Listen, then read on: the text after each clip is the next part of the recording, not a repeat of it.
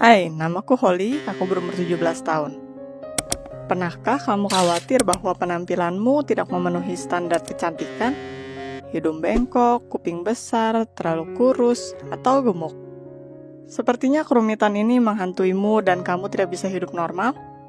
Tentu saja semuanya berawal dari masalah ini. Masalahku adalah ukuran payudaraku, atau lebih tepatnya di ketidakhadirannya. Tonton sisa videonya dan kamu akan temukan kesulitan apa yang bisa kamu hadapi ketika kamu tidak memiliki payudara. Dari luar itu mungkin terlihat bahwa aku memiliki hidup yang ideal. Aku memiliki hubungan baik dengan orang tuaku. Aku memiliki kakak laki-laki yang merupakan sahabatku. Aku belajar di kampus ternama dan tidak membutuhkan apapun. Tapi ada satu masalah yang meracuni hidupku. Aku berumur 17 tahun dan aku tidak memiliki payudara sama sekali. Tidak ada. Aku akan langsung mengatakannya. Kekurangan payudara untuk gadis adalah bencana. Sementara teman sekelasku mengumpulkan tatapan kagum dari para pria, tidak ada yang memperhatikanku. Terutama dia. Ini adalah Mike, dan dia berumur 19 tahun, pria terkeren di kampus. Semua gadis bermimpi untuk mengencaninya, dan dia hanya berhubungan dengan sepedanya, dan aku juga bermimpi untuk membeli motor. Mungkin cintaku untuk teman besiku akan membantuku lebih dekat dengannya. Aku tahu bahwa Mike akan berada di pesta hari Sabtu ini. Dia akan menonjol di lantai dansa, dan aku akan berdiri di dekat dinding sepanjang malam seperti biasanya. Apa yang seharusnya aku lakukan di pesta? Siapa yang ingin pergi dengan seseorang sepertiku ketika ada banyak gadis cantik dengan bokong kencang di sekitar? Mereka ada di mana-mana. Di jalan, di majalah, di jaringan sosial, dimanapun. Pernahkah kamu memperhatikan bagaimana tren membuat orang-orang secara buta mengejar fashion, kehilangan identitas mereka? Oleh karena itu, aku berusaha untuk tidak melihat para model di majalah. Aku seketika ingin menggantung diriku. Atau pergi ke monasteri. Hanya di sana ukuran payudara tidak penting. Aku memutuskan bahwa aku akan pergi ke pesta. Dan jika tidak ada seorang pun yang memperhatikanku, maka aku tidak akan kembali ke tema untuk berkomunikasi dengan pria. Keesokan harinya aku pergi ke toko untuk mencari pakaian. Kelihatannya bahkan dress terseksi sekalipun tidak terlihat bagus di papan.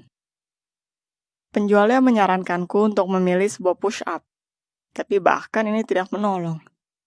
Jika tidak ada yang bisa di-push up, maka kamu tidak membutuhkan bra. Hampir menangis, aku tersandung keluar ruang ganti. Beberapa orang seksi mendorongku, berkata bahwa aku menghalangi mereka, dan bahkan menyebutku adalah seorang pria. Betapa prianya diriku. Aku seorang gadis, kamu dengar? Seorang gadis. Hanya tanpa payudara. Aku sangat marah. Pernahkah kamu ingin menggaung dengan penolakan dan ketidakadilan? Maka kamu pastinya akan mengerti diriku. Aku mencoba untuk mencari solusi untuk masalahku di internet. Sarannya delusional, tapi aku tidak memiliki jalan keluar antara aku akan menumbuhkan payudaraku atau aku akan selamanya tetap menjadi perawan tak berguna yang selalu dianggap sebagai pria. Tentu saja, hal termudah adalah pergi ke dokter bedah. Tapi ini bukan hal yang bisa kamu pikirkan sampai berusia 21 tahun. Dan aku membutuhkan payudara di sini dan sekarang. Setelah membaca forum di mana semua orang memberitahuku satu sama lain bahwa kubis meningkatkan payudara, aku memakan salad kubis. Payudaraku tidak bertumbuh, tapi setelah sehari melakukan diet kubis, aku merasa perutku sakit. Aku memutuskan untuk tidak tersandung dan mencoba remedi lain. Madu, mengambil perkataan dari gadis dengan persetujuan publik, aku mulai membaluri payudaraku. Ketika aku berdiri di kamar mandi telanjang bulat, Alex memutuskan untuk mencuci rambutnya dan memergokiku di tengah eksperimen maduku. Sekarang dia mengejekku dengan lebah. Tuhan, aku merasa aneh. Tidak ada yang berfungsi denganku. Aku tidak berpikir aku akan berhenti, tapi aku memutuskan untuk menaruh wall katun di braku. Ini adalah bencana. Menambahkan kaos kaki ke wall katun, aku melihat diriku di cermin dan menangis. Karena penolakan dan keputusasaan. Ya, siapa yang akan melihat gadis dengan kaos kaki di bra?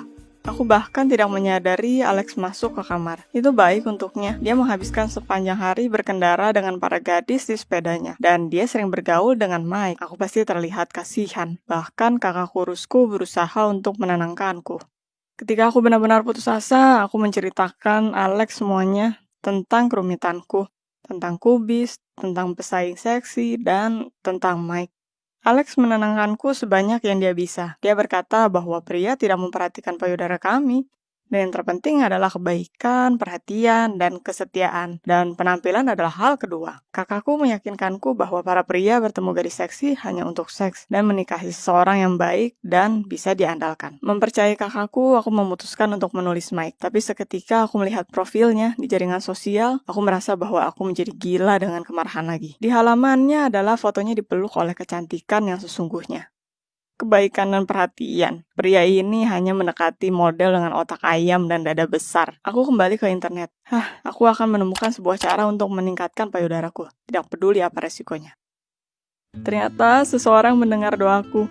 Segera aku mengunjungi website yang menjual krim penumbuh payudara.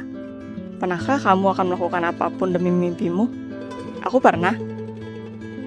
Jadi sebelum aku membaca instruksinya, aku menempatkan pesanan, menghabiskan seluruh uangku yang telah aku tabung untuk membeli motor untuk memesannya. Itu sulit untuk menyerahkan mimpi akan sebuah motor, tapi dadaku lebih penting, dan aku tidak ingin membuat diriku lumpuh. Ketika aku menerima paket, aku segera mengunci diriku di kamar mandi. Aku tidak ingin Alex menangkapku lagi. Setelah membalurkan krimnya, aku menanti hasil cepatnya. Dan ya, tapi bukan yang aku inginkan. Sore harinya aku merasa buruk. Ruam bermula di dadaku. Kepalaku sangat pusing dan aku hampir tidak bisa turun dari tempat tidur. Setelah menunggu hasil yang memudar, aku memutuskan untuk kesempatan kedua. Aku mungkin telah melakukan suatu kesalahan. 1 jam kemudian aku merasa buruk, seluruh dadaku terbakar dan melepuh. Aku ingat ketakutan di wajah kakakku. Dia menyadari bahwa aku merasa buruk dan memanggil ambulans. Aku berada di rumah sakit dengan serangan alergi yang parah. Dokter berkata bahwa jika aku melanjutkan eksperimen, aku bisa memiliki masalah kesehatan yang serius. Keesokan paginya, Alex masuk ke kamarku. Dia meneriakiku, menasehatiku seperti gadis kecil. Aku sangat malu. Aku menyadari bahwa aku hampir mengacaukan diriku sendiri. Setelah seminggu di rumah sakit, aku pulang ke rumah dan duduk di ranjang. Setengah hari dengan ekspresi muka yang masam. Kakakku memutuskan untuk menghiburku dan berkata bahwa Mike akan mengunjungiku. Apa? Apa yang kamu katakan? Ya, ketika kakakku berkata padanya mengapa aku ada di rumah sakit, Mike bijaksana. Ketika aku terbakar rasa malu menarik selimut sampai daguku, Mike melihat lukisanku. Itu adalah mimpi buruk. Aku memiliki lukisannya di seluruh ruanganku. Dia mungkin tidak akan sembuh dari rasa syok untuk waktu lama. Secara mengejutkan, Mike menghiburku. Ternyata sementara aku di rumah sakit, Mike datang untuk mengunjungi Alex dan sudah melihat lukisanku. Itulah saat Alex memberitahunya. Aku ingin tanah menelanku. Rahasiaku telah diketahui. Dia tentunya terkejut untuk pertama kalinya. Tapi Mike tidak mentertawakan kerumitanku. Dia bahkan memberitahuku bahwa sepupunya Kate memiliki masalah sebaliknya. Dia sering tidak percaya diri karena dadanya yang besar. Ya, dia adalah sosok cantik di foto yang membuatku sangat marah. Ternyata Kate terkadang menemukan itu sulit untuk memilih pakaian dalam dan bajunya. Dan itu sulit untuknya untuk tidur di atas perutnya. Jadi aku bahkan beruntung Mike menyarankan kita semua untuk bertemu suatu saat karena dia percaya bahwa bercerita padanya akan membuatku lebih baik. Apa aku senang? Tentu saja. Sekarang aku mendapatkan apa yang selalu kuinginkan, walaupun dengan cara ini. Dan apa yang harus disembunyikan? Aku masih berharap Mike dan aku akan bersama. Tapi sayangnya aku tidak berhasil berkencan dengannya. Kita memiliki percakapan biasa. Dia menghargai perasaanku dan hanya tidak siap untuk hubungan serius sekarang. Kita memutuskan lebih baik berteman. Tapi aku tidak sedih karena dirinya aku memiliki sahabat, Kate.